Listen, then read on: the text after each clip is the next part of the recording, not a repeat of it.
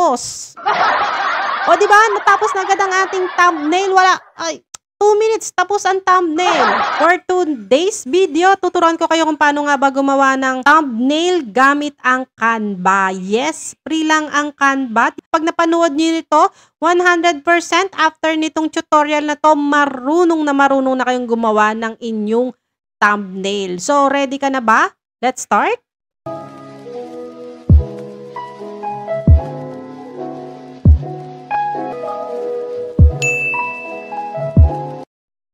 Ayan, pumunta ka lang sa iyong Google app. Ayan, i-search mo lang dyan ang Canva. Yung unang lalabas dyan, i-click mo na yan. Ito ang interface o ang pinaka-homepage ng Canva. Huwag niyong kakalimutan na dapat kayo ay naka-login sa inyong Gmail account para kayo ay makapasok dito. Click mo lang yan. Lalabas na lahat dyan yung mga templates na pwede mong gayahin or pwede mong gamitin. Imo-modify mo pa lang. So, pagka-click mo niyan, ang bubungad sa inyo is itong blank kung saan pwede na kayong mag-start gumawa ng thumbnail. Dali nyong malaman kung libre ba yung gagamitin nyo. Dito kasi sa Canva, pag nag-register kayo at nagbayad, magagamit nyo na yung mga mas maraming features sa Canva. Kita nyo may crown. Dito sa baba, ibig sabihin may bayad yan. Unlike kapag wala siyang crown dito sa parting kaliwa, walang bayad mo lang ang kahit alin dyan, pwede mo na siyang i-modify. O, sample tayo, pwede mo na lang yang i-edit. So, itong pictures natin, ayan, papalitan mo lang din yung pictures. Paano tayo magtanggal ng background sa pictures? Ayan, ang ginagamit ko is remove.bg. Dapat may naka-ready ka na at alam mo na yung pictures na gagamitin mo. So, seconds lang, matik, malinis na yung pagkakatanggal ng background niya. Matik na siya, wala na kayong i-click. Pagka-upload nyo, matik, tanggal na yung background niya. O, diba? Sabi ko sa inyo Segundo lang talaga siya. Tapos, click mo lang yung download. Ayun, tapos na siya, mga guys. So, i-delete mo lang tong picture na to. Tapos, dito sa kaliwa, mapapansin nyo, dito sa left, makikita nyo, ayan. Diba? O, upload. Sa medyo baba, kiklik nyo lang din yung upload. Then, i-upload nyo na yung mga pictures nyo. Ayun. I-double click nyo lang yan. Matik ba pupunta na yan dito sa ginagawa nating thumbnail.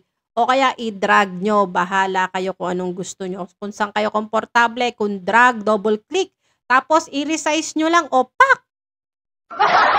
Tapos na agad siya. So, kung gusto nyo, ito yung example ng ginawa kong thumbnail sa previous ko. Dito sa baba, pakita ko sa inyo. O, pak, ganun. O, tapos na agad siya. O, diba? Mas maganda talaga kapag meron tayong ginagawa na mga thumbnail sa bawat videos natin. Para maging catchy siya sa mga nanonood. Ayan, testing tayo. Kunwari, ang ginagawa mo is paano nga ba? Yun, ano?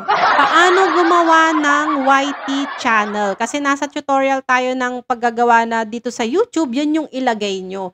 So, ganun lang, di ba? Meron na siyang matic na font. So, maganda na siya. Pero kung gusto nyo naman palitan yung styles, ayan, nandito lang din yan sa taas. So, pwede kayong pumila dyan ng iba't ibang font.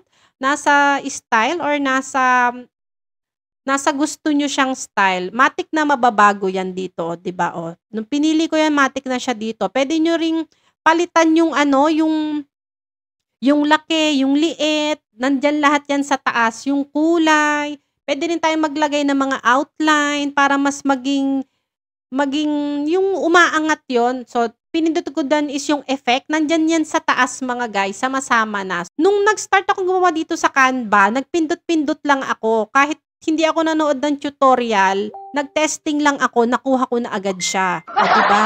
Tali-talinuhan tayo. Pero totoo, napaka-user-friendly talaga ni Canva. Na kahit nakapikit yung isang mata nyo, promise, kaya nyo talagang gumawa dito ng thumbnail. So, highly suggested ko talaga itong Canva. Pak! Tapos. O, diba? Natapos na agad ang ating thumbnail. 2 minutes, tapos ang thumbnail. So, kung ikaw nanonood ka dyan, ngayon pa lang, gumawa ka na ng thumbnail mo at sure na sure ako na sundan mo ito dahil parang wala naman ako mahirap na sinabi, kayang-kaya mo na.